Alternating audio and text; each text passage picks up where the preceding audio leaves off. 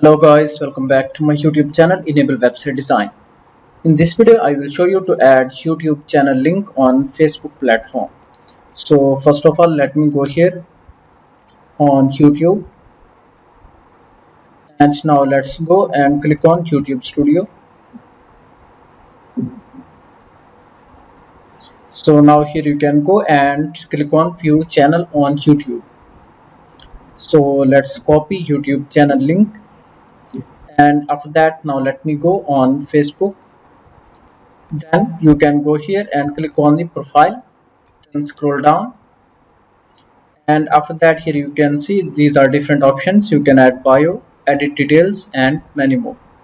You can also click here about, then scroll down, contact, and basic info. So here you need to go and click on add a website, as well as you can add social link.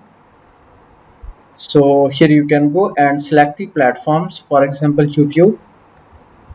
Then simply you need to add username. So let me go back, and here you can see this one is the username.